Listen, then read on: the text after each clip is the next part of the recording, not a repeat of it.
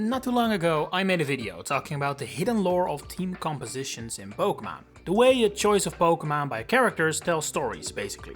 And today, I'm back with even more examples from all across the series. If you're wondering why certain well-known cases might not be here though, make sure to check out that first video later and you'll probably find them there. With that said, let's get started with a couple of pairings. So, two trainers whose choice of Pokémon is used to add further meaning to their relationship. A good example is Faulkner and Flint from Sinnoh. Their friendship is hard to miss in Diamond and Pearl when you encounter Flint in Sunny Shore City visiting his depressed buddy, and then in Platinum you even fight against the two of them in a double battle. Beyond just being a cool addition though, this fight also highlights how similar their teams are in terms of composition, especially in Platinum, to show that they have a lot in common and have similar personalities. They gravitate towards similar Pokémon, basically. They open with a dog or cat-like Pokémon, basically the evolved form of a Pokémon that you might keep as a pet. That is Houndoom for Flint and Luxray for Faulkner. Next up is the evolution matching their type, so Jolteon for Faulkner and Flareon for Flint, before then capping off with their aces, Magmortar and Electivire, which are Pokémon that are usually seen together and as sort of rivals or counterparts. They evolve at the same level, then with a held item that is clearly meant to be similar to each other. They're usually version exclusives, and there is a lot of art showing these two together, even if an actual connection has never really been clarified. But the fact that these three Pokémon mirror each other too closely to be a coincidence is for certain, I would say. Two trainers who are far from friends are Irida and Adamant, the leaders of the Pearl and Diamond clans seen in Legends Arceus. While they eventually come to see eye to eye by the time the credits roll, signs of them being more similar than they might be willing to accept are there from the get-go. After all, they both use a team consisting purely of evolutions. They just made a different choice at every step of the way. While Adamant went Umbreon, Irida went Espeon, where Adamant picked Vaporeon, Irida chose Flareon, and then there are the two Sinnoh evolutions, where Adamant went Leafeon and Irida Glaceon. It is worth pointing out though that the Moss and Ice Rock, needed to evolve Eevee into these two, are both located in locations that should be under the Pearl clan's watch, being the Hardwood near Noble Cleavor and Ice Peak Cavern, which is near Noble Avalugg. But apparently Adamant still found a way to get close enough to the Pearl clan's lord to evolve his Eevee. But anyway, this team setup clearly mirrors that while they are pretty similar people who should probably get along rather well, they also continuously make different choices in their lives, all the way to the point of who Almighty Sinnoh even is.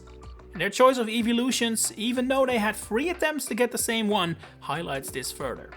In the first video, we already saw some examples pertaining to rivals, like Hop and Silver, who are obviously some of the few characters that truly have a character arc throughout the series, but there are more cases to be found among that group. One of Barry's most prominent personality traits is that he's always in a hurry and incredibly impatient, especially early on. It does mellow out as his journey continues, especially after the loss against Jupiter at Lake Acuity, which might explain why after his loss, he suddenly found the patience to get himself a Munchlax, which requires a crazy amount of patience to get through honey trees, especially in Diamond and Pearl.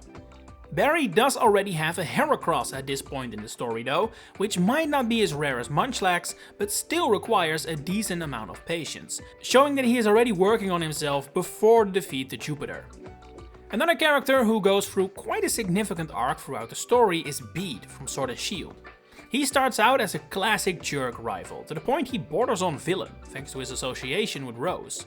While he eventually finds his road to redemption, being taken under Opal's wing to become the new Battlelia gym leader, if you have a real eagle eye, you would have been able to tell that Bede is not really as bad a guy as it appears at first sight.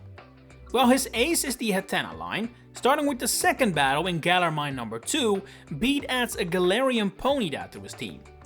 And when you then read the regional Ponyta's dex entry, at least if you're playing Shield, you might be surprised to read that Galarian Ponyta senses evilness in someone's heart, and if it recognizes that, it won't show its face. The fact that Bede is able to use it on his team shows that he is not truly such a bad guy. The Ponyta was just able to see it before he himself or the rest of the world could. Now, when you're talking about jerk rivals, you cannot skip past the OG Blue himself. Unless this is literally the first Pokémon video you ever watch, you're probably familiar with the story of how Blue ditches his Raticate following his loss at the SSN. Of course, the interesting theory is then that his Pokemon died, because we see him next at Lavender Tower mourning something, and he still has space in his team for that Raticate. Fun as the theory is, I've always seen this more as a sign of how ruthless and power-obsessed Blue is.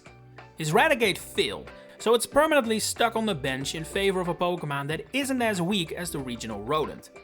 And his obsession with raw power can also be seen during your final encounter with him. Depending on which starter Blue picked, his team uses 2 of either Gyarados, Exeggutor or Arcanine.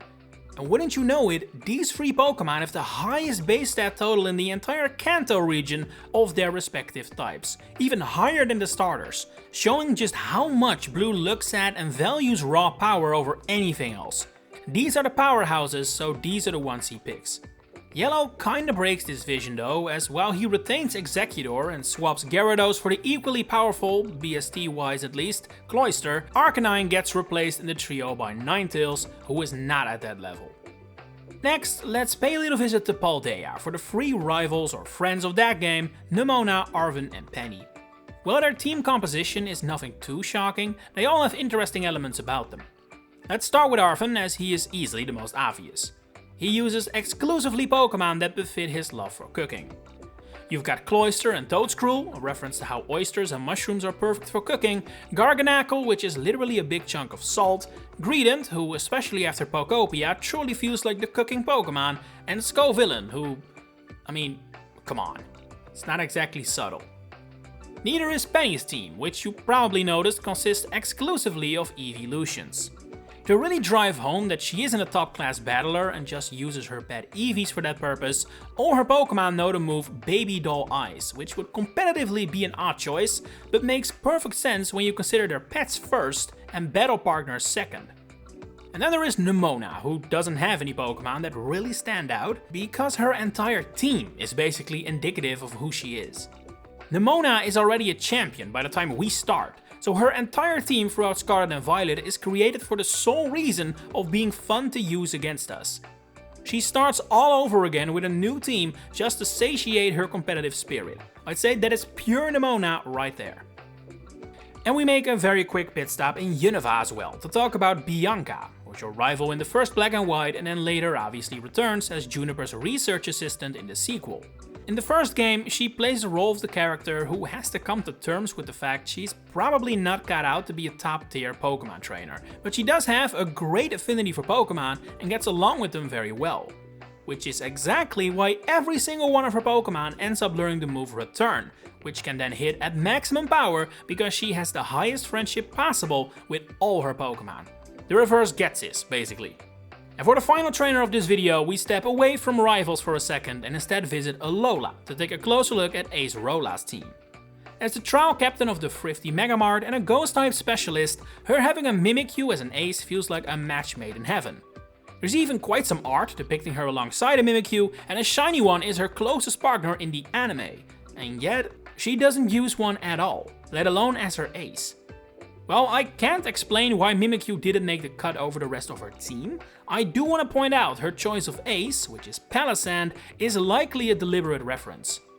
After all, it can be easy to forget, but Ace Rola is the last surviving member of the Alola royal family, which obviously makes a castle-based Pokemon a perfect fit for her. You could say the fact she's a Ghost-type specialist in general is a reference to her family lineage, but I guess then we're not really talking team composition anymore. So that has been all from me. Do you know even more? And which is your favorite example? Share it in the comments below. If you enjoyed this video, please consider giving it a like and subscribing. If you really want to support me, you can now become a channel member to get all kinds of fun perks and help me keep bringing these videos to your doorstep every week. For now, thanks for watching and enjoy the rest of your day.